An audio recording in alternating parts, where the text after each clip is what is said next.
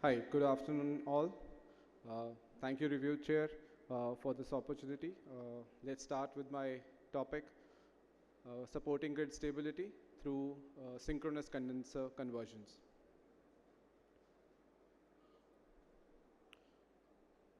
A number of countries across the globe have pledged to achieve net zero target, and one of the important pillars to achieve this target is decarbonizing the energy sector. RE integration plays a pivotal role in achieving this decarbonization. With RE integration, there are a number of trends which are evident as we progress through this RE integration journey. Like the energy generation is getting shifted from conventional thermal stations to generation through photovoltaic cells and wind farms. As a result, we see decommissioning of existing fossil power plants, and since the energy generation is happening decentralized, the need for longer HVDC and AC transmission lines is needed. This change has consequences like increased weather and time dependency, and hence renewable energy is variable and intermittent in nature. With increased power generation through RE sources, the existing thermal power plants have to be highly cycled, and then in the end we also need to ensure load side management through energy storage systems. Conventionally, the grid stability was provided by the rotating mass in the thermal power plants. Since the number of thermal power plants in the grid is reducing and getting down, the need for grid stability services is increasing and would continue to increase in the future as we go through the RE integration journey. There are mainly three parameters which define grid stability. First, frequency stabilization. The rotating mass in the grid supports grid stability through synchronous inertia response to counterbalance frequency fluctuations due to the shifted balance in demand and supply. Second, short circuit power, which is imperative to ensure system resilience and help us in fault right through capabilities. Lastly, voltage control, which is achieved through reactive power compensation, as we have to ensure that the voltage is maintained at within a very narrow band to ensure stable operation.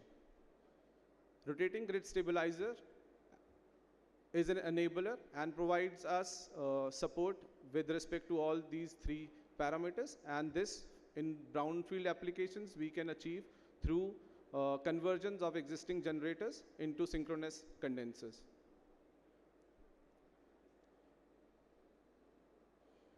The market trend across the globe with respect to adoption of RGS solutions is mainly dependent on four parameters. The first two being the most important. First is the need or the problem, which is increasing because of high share of RE integration into the grids. Next is the market framework with respect to regulatory and policy framework to support adoption of such solutions in terms of compensation.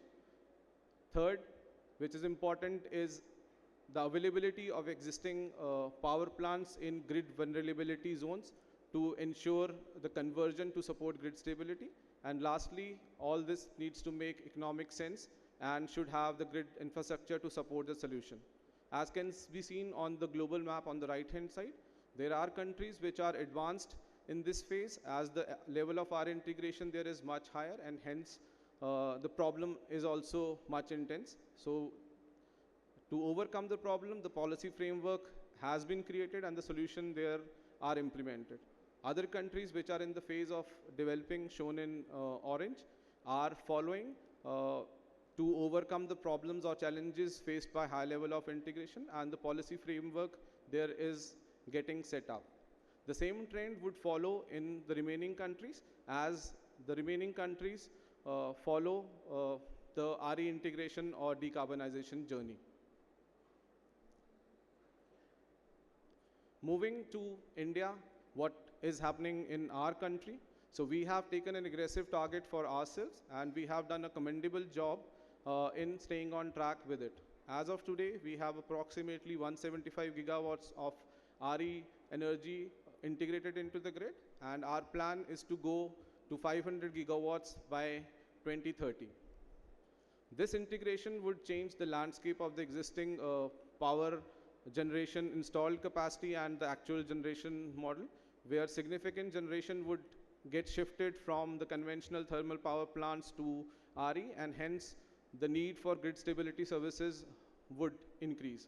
This has been highlighted or identified by numerous studies which were done during the planning phase of RE integration, which can be seen on the right hand side. Reduced inertia and short circuit power were identified, two of the major concerns which might come in certain hotspots of grid vulnerability, and implementing synchronous condensers to increase the system inertia and short circuit power in the grid were identified as two of the possible solutions to overcome these challenges. We at Siemens Energy are committed to support this transition through cost-effective and reliable solutions. There are basically three solutions with respect to RGS conversions. The first one is cost-effective and swift. It involves decommissioning and dismantling the steam turbine components and then disconnecting the turbine connection and converting the existing generator into a synchronous condenser. This solution provides the required short circuit power, reactive power compensation, and the inertia to the grid. The solution can provide reasonable amount of inertia. However, certain grids may need more, which brings us to the second solution, where a flywheel as an option can be added in place of the existing steam turbine to increase the inertia, and this solution can bring the overall inertia in the range of the inertia which was being supplied by the existing turbine train. Third solution, which gives us maximum flexibility, is an option where the intermediate shaft between gas turbine and the generator can be exchanged with a clutch, which enables the unit to operate in both power generation and grid stabilizer mode. The switch from power generation to grid stabilization mode is instantaneous, whereas the switch other way around can happen within 30 minutes depending on the module of the gas turbine on which this conversion happens.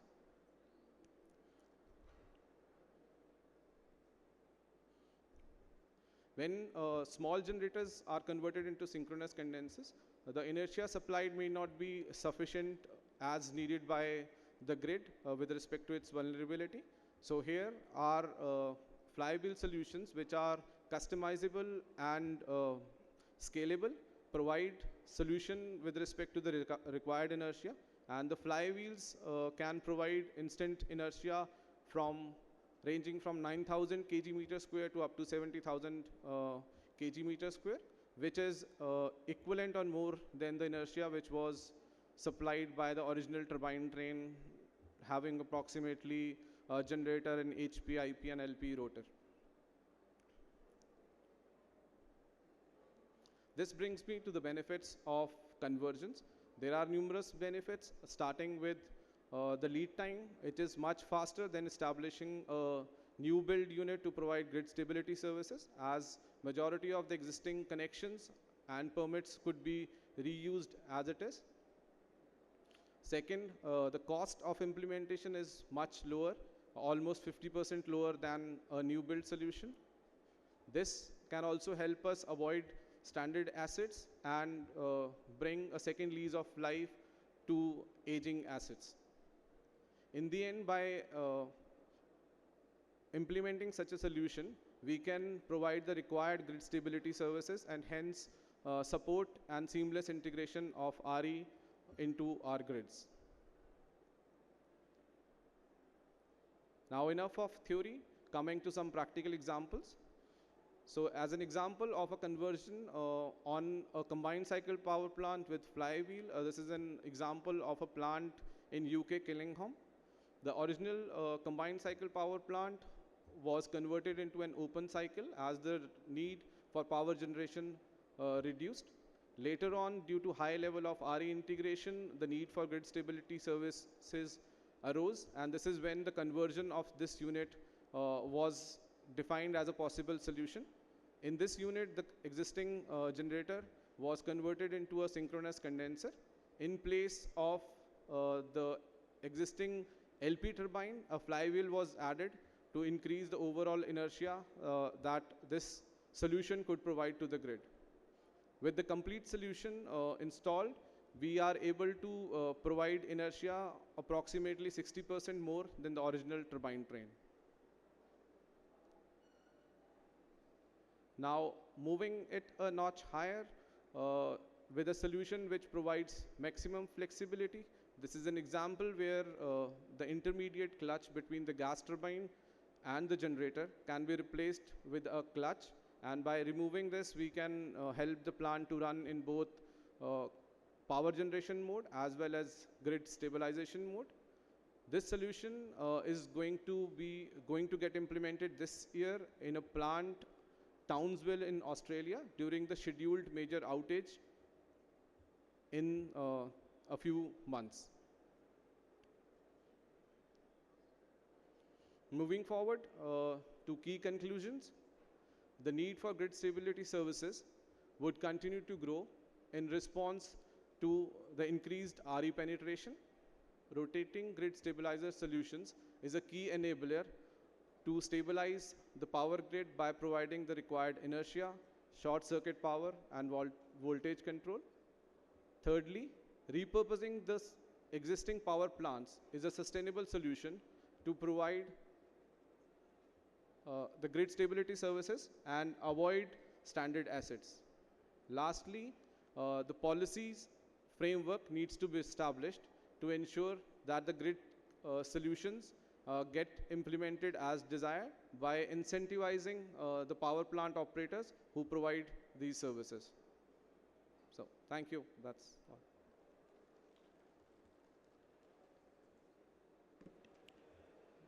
Thank you, Ankur, for the presentation. It is very informative.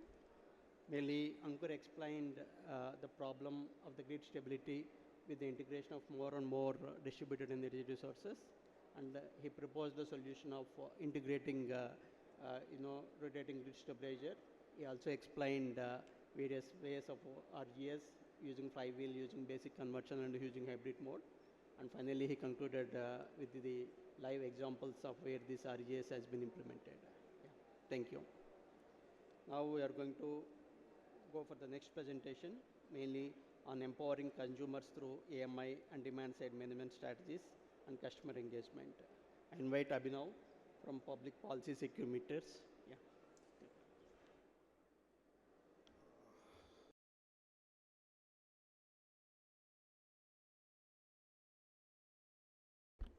Good afternoon, everyone.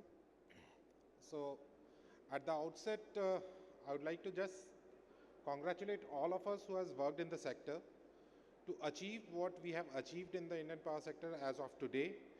And it is in the terms of accessibility, affordability, and availability of the power in the nation. But now the time has come that we have to fulfill our commitments towards the sustainability and what the nation has committed to the globe towards the low carbon footprints and sustainable development of the sector. So, one major factor which I would like to highlight during the course of my presentation is that we have to ensure the innovation while keeping the fact intact that we as a nation are in the growing stage and there will be an enormous and a huge exponential growth of electricity in the nation. So, first of all, in the terms of availability and accessibility, I would like to highlight some facts that today we have achieved approximately 430 gigawatt of generation capacity.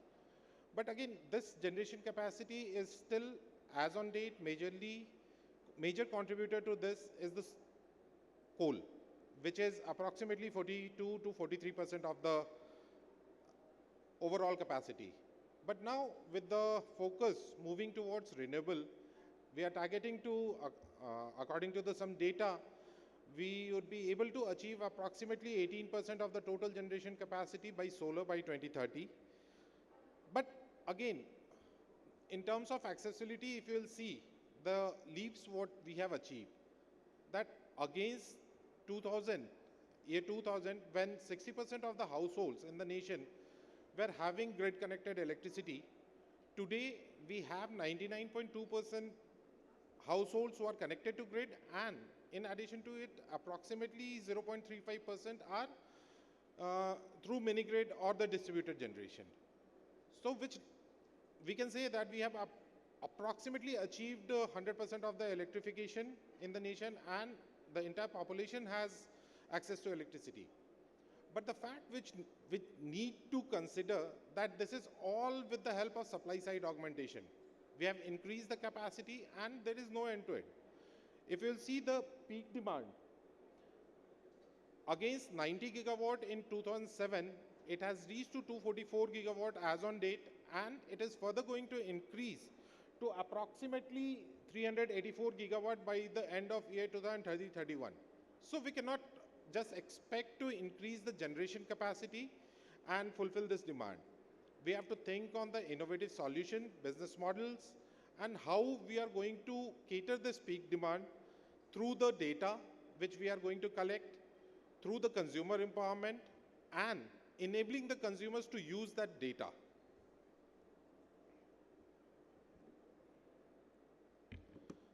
So if you'll see that the major contributors to this peak demand is massive urbanization, population growth, and industrialization in the nation.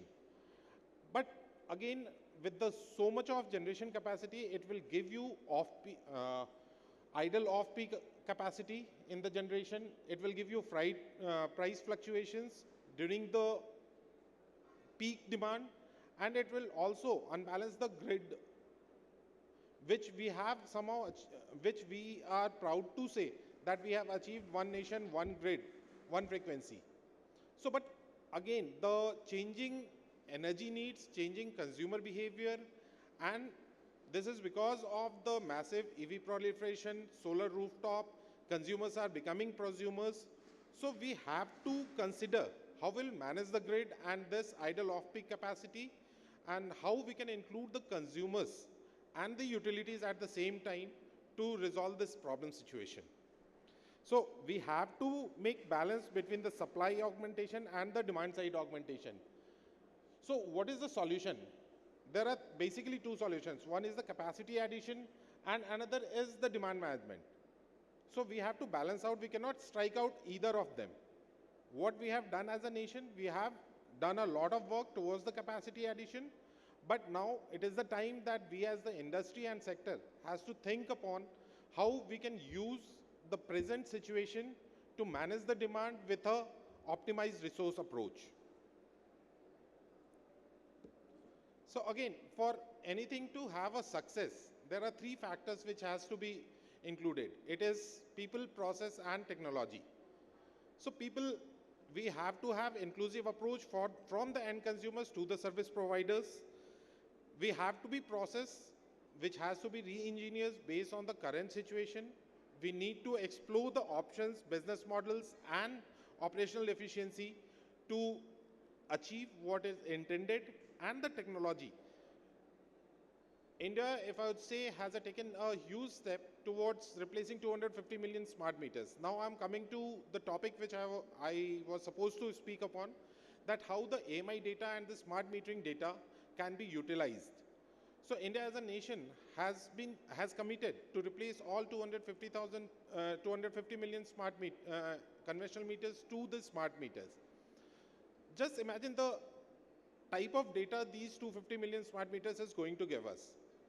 As of date, if we are going by the monthly meter readings, we are having one data set every month for every consumer. But with the smart metering systems, we would be, if I suppose that we are getting half an hour block data, which some of the utilities and some of the regulations need for the 15 minutes also, we will be having 48 sets of data for each consumer every day. which gives us the massive data, and in terms of gigabyte, I calculated the data and it has come down to 300,000 terabytes of data in the next 10 years, which we will be collecting from the smart metering. So what is important to understand that earlier it was meter. Meter was just a commodity it used to give, and we used to understand kilowatt hour, the number of units which we are consuming in the day, in the month, in fact. But now with AMI, the term comes metering. In metering, meter is just a small commodity. Along with it is an extensive IT backend and the huge data management, which we have to explore how we are going to utilize. So if you'll see, we can have real-time data collection, I would say near real-time, looking at the communication infrastructure. We can have demand response management with this data, and this demand response program and the demand management response cannot be common for one solution for all. If as a nation we will see that we have residential sector, we have commercial sector, and we have industrial sector. And in industrial sector also it can be further break down to small industries, MSMEs, and large process industries. So every consumer has its own need, and we have to cater that need. Like for a household, we can utilize the prepayment data as consumers are made aware that what is their consumption, what is their trend, and what is the tariff structure as of now. Policy has now brought in that there has to be time of day tariff, demand-based tariff, but it has to be implemented and consumers has to be educated. So my opinion on this is that unless and until consumers are not included or educated or made aware of the data and how they can use this data, we would not be able to achieve. So, and with this data, we can have a further behavioral shift in the consumers. So, this is something which I have already highlighted that in the National Tariff Policy 2016, TOD was already introduced, which was further strengthened by Right of Consumer Rules, which was published by Ministry of Power in year 2020 and further amended in 2021 and 2022. There are PAT schemes for large process industries, but again, we are missing one major contributor to this is the MSMEs and small industries. We have to think for that, how we can make data available to them and how they can utilize that data. So, how the data can be utilized? It can be through the real-time consumption pattern. You can provide the industrial consumers with the power quality data. We can provide them insights from the time of day tariff, which is applicable along with the consumption trend. We can have load profile analysis for the large process industries. And this all will together help in peak period adjustments, and along with it, it will give you transparency so that consumers can accept the technology change. So now coming to this, whatever data we will collect, data is one part. How you will make the consumers aware. So I gave you example of residential consumers where prepayment data can be utilized. Consumers can pay as they use. This can give them a sense that how much electricity are they utilizing, and what are they paying for that, and what is the excess energy which they are utilizing. So first of all, if I'll see, it has to be measurement. You have to measure what you are using. Then you can revamp your pattern, you can revamp your processes. Then coming to commercial, where cooling and heating is the major load. Heating is for the hospitality industries, hotels and all. Cooling is for the malls and the large SEZs and offices, commercial complexes. So you have to utilize and bring in the technology, like chiller technology are there. We have to get HVAC efficient controls, which will help us to manage the data and manage the peak, curtail the demand. Not curtail the demand, flatten the peak, I would say rather. For industrial, you can have EMS system, energy management system, wherein they can track and make data-driven decisions. Like HVAC, again, the equipment efficiency, how their equipments are performing, and how they have to manage their, if I will talk of the production, If you are running on a two-shift basis, you can always utilize the data to manage between the shifts where the electricity consumption is electricity consumption or intensive industries are concerned. So as a way forward, I would say that smart metering is just the start of the journey. We have to have IoT-based systems, thermal energy storage devices, energy storage. We are in the very aggressive stage, and entire globe is working on this energy storage so that we can reduce our dependency on the coal and other.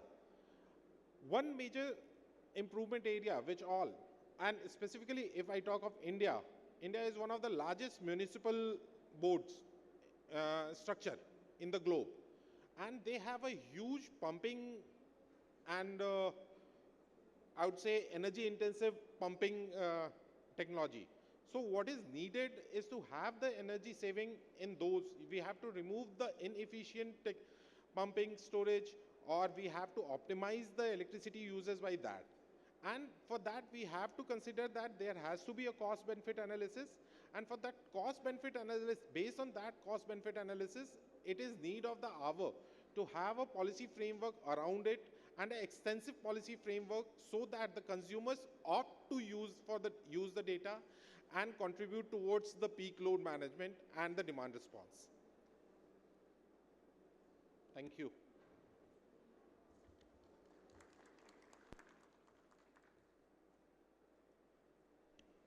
Thanks, Abhinav, for the presentation.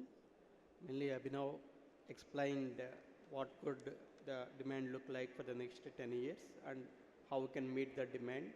Though increasing the generation is not practically possible, he proposed that through side management strategies and customer engagement, some of the peak load demand can be reduced.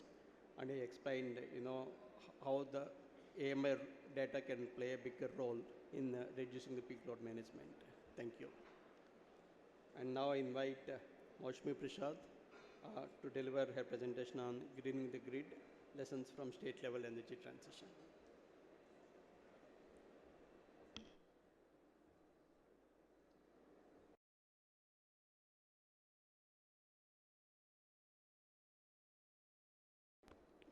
Okay, hello.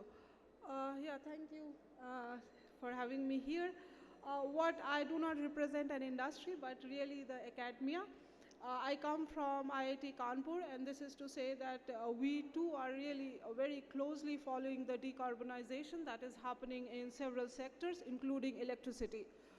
This work that you see here is a part of one of the latest work projects that we have completed. Here we have looked at the ongoing decarbonization of the states in India.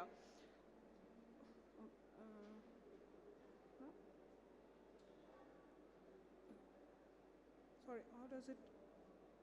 Okay. So what you see on the screen is, what does the current energy profile of India looks like, right? So the donut chart that you see there, you see the majority of India's energy is still reliant on coal, followed by oil and gas, right? If I were to compare this energy profile of 850 million ton of oil equivalent to the world stage, in terms of coal, we are almost twice the consumption of coal that the world does, right? In terms of gas, of course, we are very less because the gas consumption in the world is somewhere around 27%. We are still around 6 to 7%. Oil, of course, we are very close to the world level. So 30% is what the world energy profile shows, is the same as what we have seen in India. The middle column there that you see is basically a reflection of the higher, the energy being dominated by fossils translating into emissions. The graph there that you see is from the latest India's submission to UNFCCC, the 4th biennial update. And it gives you the emissions for the year 2020, and right on the top you see the electricity production accounting for 40%. Remember, the year is 2020, so if I were to take these numbers, they are more likely to be higher than the lower. right? And most of the energy that you saw there, the big portion of coal and gas, goes to generation of electricity, right? So the electricity decarbonization is really at the center for India's economic growth of achieving low emission growth and climate change targets.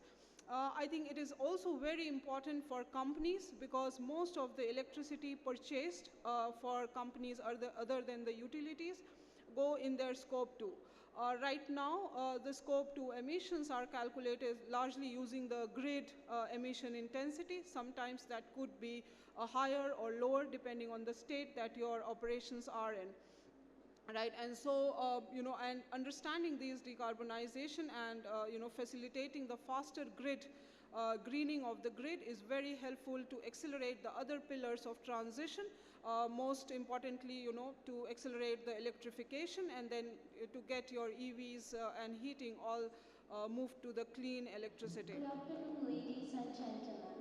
We welcome you to third edition of India Energy Week 2025. The show timings for today are from 10 a.m. to 6 p.m. All visitors, exhibitors, and delegates are required to wear their badges at all times. Children below 18 years will not be allowed. Please take care of your belongings. Thank you. It's good to be reminded we are welcome here after several hours, right? So again, our starting motivation was we have been talking about India's decarbonization from the national lens, right? So all the time we talk about India's grid, it is from the grid emission intensity disclosed by Central Electricity Authority of India. So, we started with looking at, India's states vary, right? And everybody of us who are from India or have been tracking progress in India would know that our states are countries in themselves, right? We vary by population, we vary by consumption, our structure, all of us vary, all of that varies, right? What you see there is 3 India maps taken from ISET dashboard that is maintained by NITI Aayog. And you see the black one shows where are the coal coal installed capacity. The green one, I think, shows the renewables, and the blue one there is hydro. And you can see very clearly that it's not the same set of states that have the resource endowment. And so this variability also translates in the way states consume electricity, right? You have 2 box plot charts there that you see, one of electricity generation, and you can see in terawatt hours, the states can be as high as around 132 terawatt hours. That's for Maharashtra, by the way, and it could be very low, almost 0, and that could be, you can think of union territories like Chandigarh. Electricity consumption also, you can see it, we have a lot of variability. On an average, it is the number goes around 1.3 megawatt hour per person per year. But if you look closely, there are states that consume, less than 300 kilowatt hour per person per year, and there are states that consume much higher than that. But when we started to look into the whatever literature is there, whatever reports are there, we found very limited understanding of how these states are consuming electricity and the factors that then drive those emissions. This is largely because, the data that comes for the electricity sector is given by Ministry of Power, which is at the center, and then routed through the Central Electricity Authority, both at the center. So we have very detailed account of the production capacities at the state level, but very limited understanding of how well are we really consuming it. So we really started about with that question, and so you see how did we go about it. So we first, of course, allocated the consumption to each of the state. Then and for that we had to actually quantify their consumption and sector by sector. So we have gone sector by sector, fuel by fuel, right? And from that fuel we estimated the emissions. This is something that building the inventory, we have been doing it for last several months. I would say the last leg of this work is still there, but we have mostly built the inventory for the states for last several years. And then, of course, we try to decompose it to understand what is driving the electricity consumption and what is driving the emissions. For example, the detailed methodology you see using this case of Maharashtra there. So the orange map that you see is the Maharashtra map in India. It's on the western side of India. And so what it meant that we looked at the generation that the state did within its boundary. We looked at the generation that the captive plants did, and this is including the captive consumption by industries there, but also the export that they did to the grid. And then we also looked at the withdrawals or injections that the state did to the grid. And from this pool of consumption, we allocated the share to the different sectors: industry, agriculture, transport, and others. This is not really the best classification, because you will see that we are there, but not really being able to fragmentize the sectors into the most granular detail we would want. But this is the best that we could get with the use of the energy balance report and the energy review report released by CEA. And then you see we have the fuel-wise data for each of these sectors. We multiply them by the emission factors. And here we make a range rather than going for a point estimate. We look at the best, imagining the best plants are working in that state. Also imagining what if the worst plants were working in that state. And so we get these emissions in range for each of these states. What is the data that we are looking at? We looked at all states and union territories to begin with. We have excluded Dadar and Nagar Haveli and Andaman simply because there was no consistent data available. Time period we have looked at is 2018-19 to 2022-23, but of course this analysis can be taken back as much as we want depending on the data that we have. We have looked at the data using annual data indicators. And data source, as I said, is the CEA and the MOSPI through its energy statistics and national accounts. We have decomposed it using the index decomposition method of LMDI1. I will not get into the equations. We have validated it using some other techniques that are possible.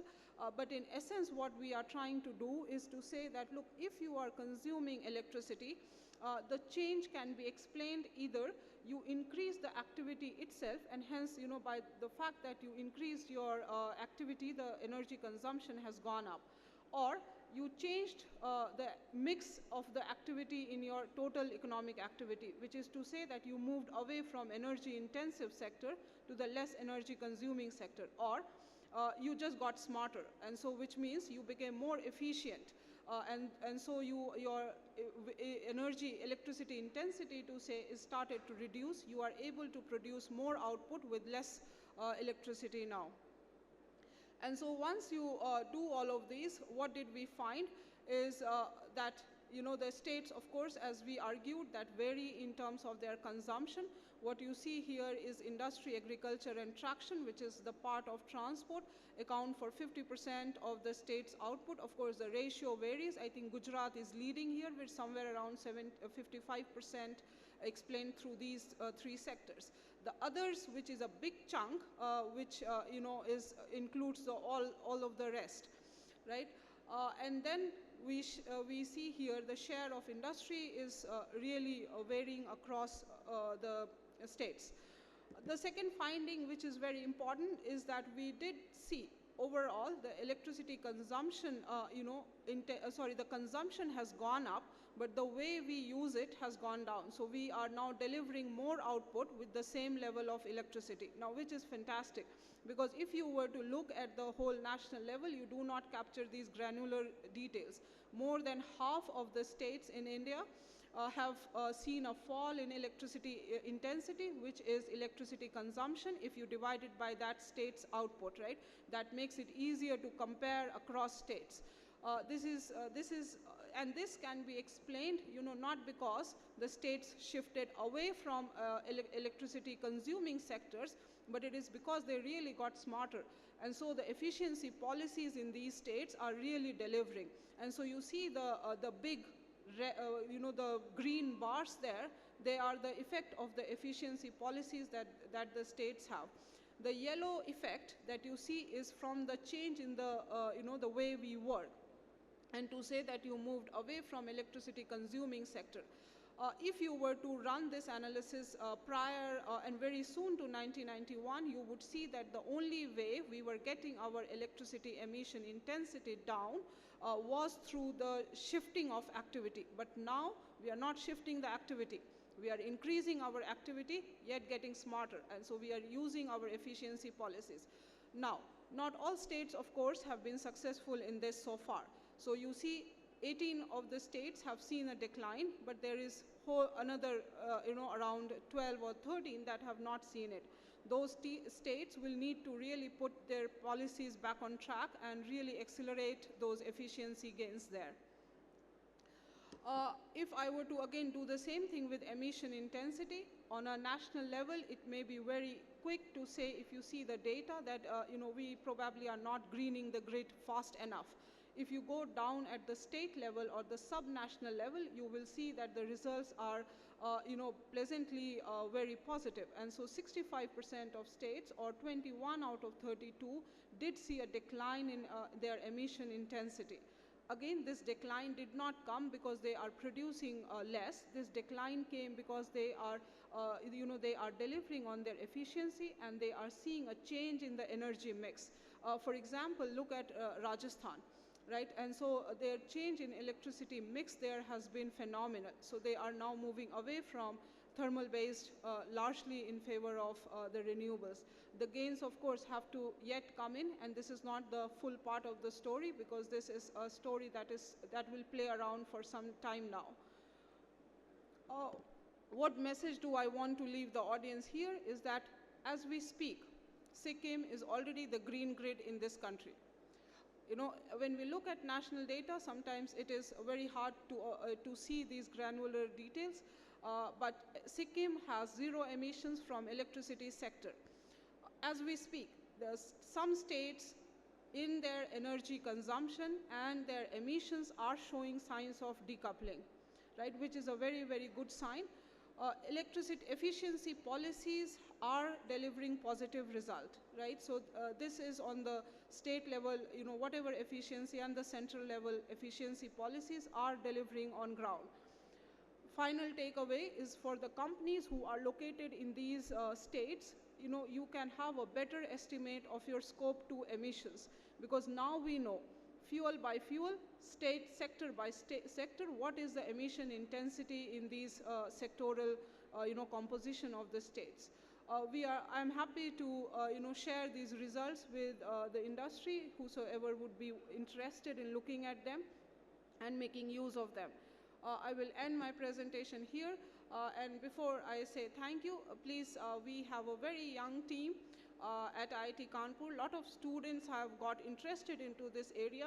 We do have the capacity now to engage with industry, I think, in a way that we could not before. So please partner with us, and thank you.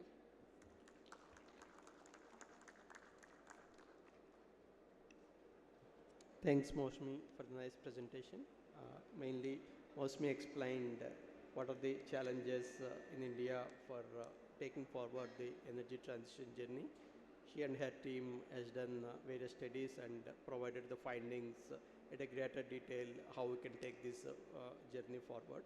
Yeah, thank you. Now with this, this session is getting closed. Okay, thank you very much.